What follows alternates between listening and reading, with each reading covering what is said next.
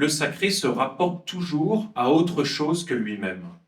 C'est pour ça que, par exemple, si on prend le vocabulaire religieux, ou si on se rapporte à la théologie, le sacré, ce n'est pas ce qui est saint, par exemple. Ce n'est pas strictement équivalent. Saint et sacré ne sont pas des synonymes en théologie. Le sacré, c'est ce qui s'oppose au profane. Alors, qu'est-ce que ça veut dire exactement? S'opposer au profane, c'est donc ce qui est lié à ce domaine difficile à définir. C'est pour ça qu'il faut toute une soirée en parler pour essayer d'en dire quelque chose d'un petit peu consistant. C'est ce qui se rapporte à ce domaine lié à Dieu, à la divinité, à ce qui relève de Dieu. Moi, je suis né, et ça parlera au président Huette, dans une ville qui s'appelle Bourges, qui est la ville, évidemment, c'est le centre de la France, centre géographique, intellectuel, politique, tout ce que vous voudrez. Enfin, surtout géographique, mais c'est une ville qui a fait un certain nombre de choix au XIXe siècle en particulier, en refusant un certain nombre d'éléments de ce qu'on appelle la modernité. Quand le train est arrivé, la ville n'en a pas voulu, ce qui fait qu'il faut passer par Vierzon pour atteindre cette ville.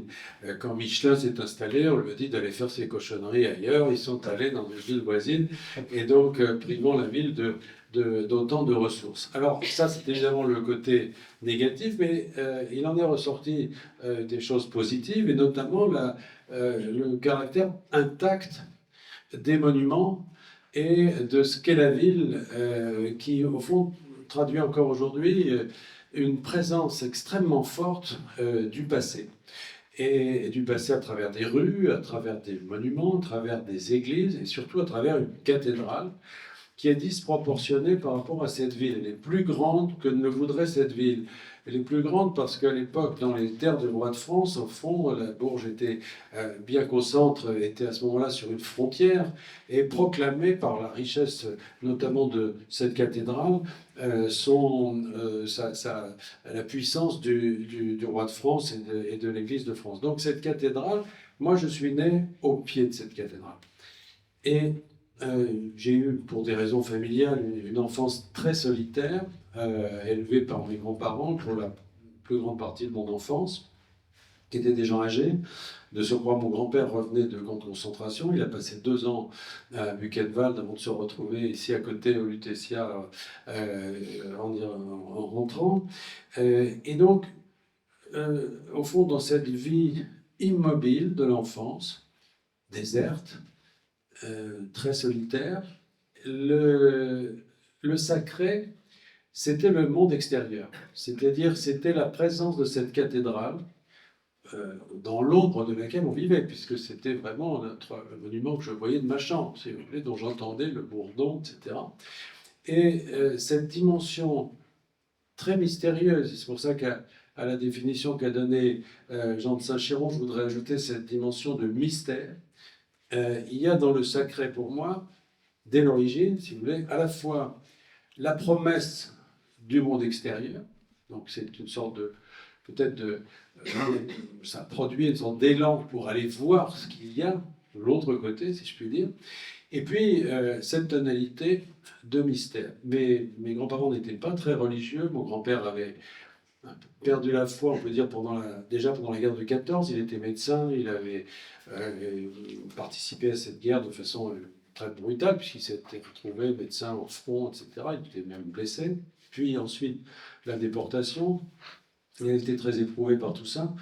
Donc mes grands-parents ne me conduisaient pas vers ces monuments de façon religieuse. Donc il y avait un découplage, si vous voulez, pour moi, entre le sacré et le religieux. Ce n'était pas tout à fait la même chose.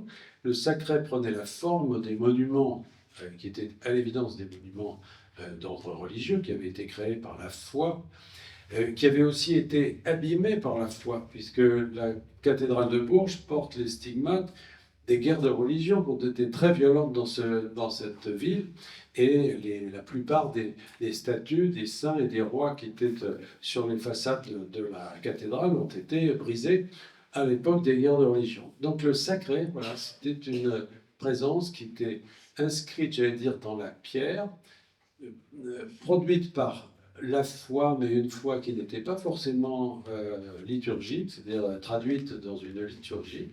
Et puis, surtout, la promesse que quelque chose ailleurs existait vers quoi on pouvait, et dans mon cas, on devait aller. La tendance chez l'homme, dans un contexte religieux ou non, c'est de s'arrêter aux objets ou aux signes du sacré plutôt que de chercher ce qui est réellement sacré derrière. Je ne veux pas entrer dans la polémique tout de suite, mais c'est vrai que c'est que le débat que nous vivons aujourd'hui au Parlement sur la fin de vie, forcément, donne lieu à ce type de joute.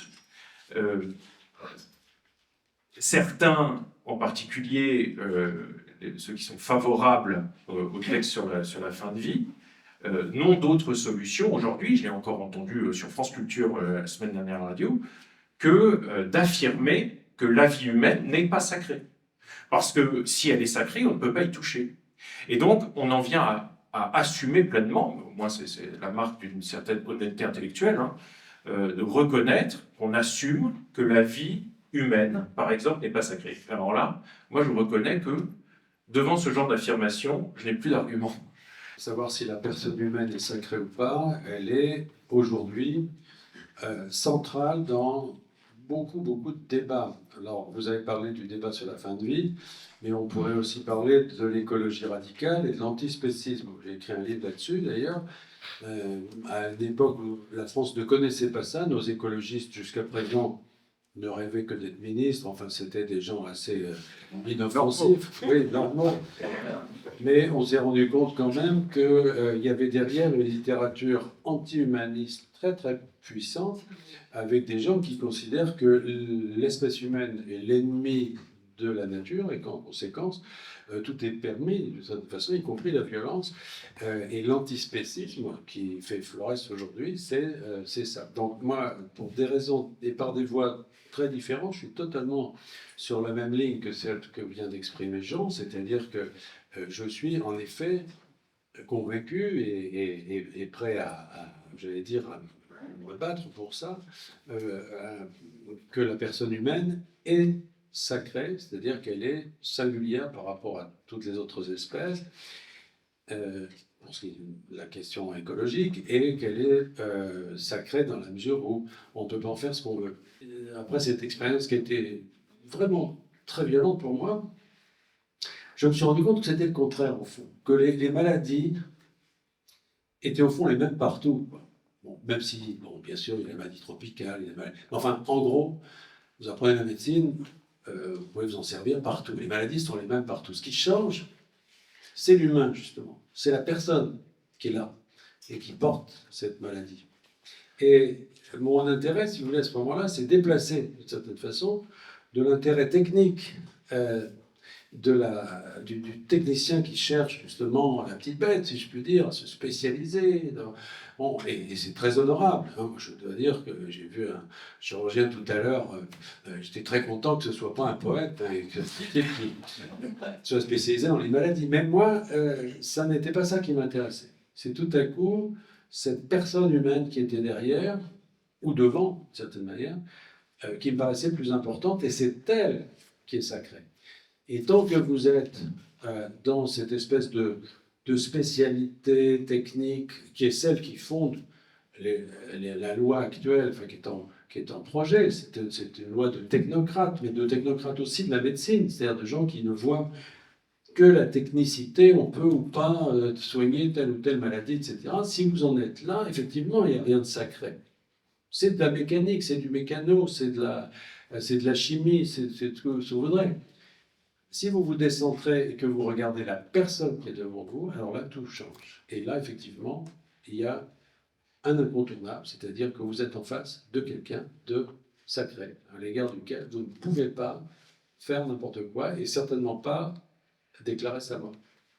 Un jour, sur ce chemin, au moment d'arriver en Galice, vous savez, la Galice, bon, c'est là où se situe donc Saint-Genès-de-Compostelle. Alors, la Galice, évidemment, c'est une région, mais ce n'est pas de frontière.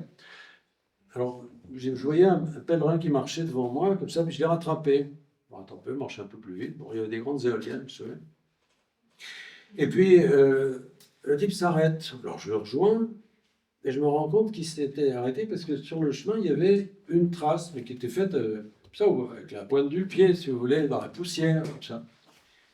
Et il me fait comprendre que c'était la frontière de la Galice. Alors, c'était un gros barbu. Alors, il me prend la main.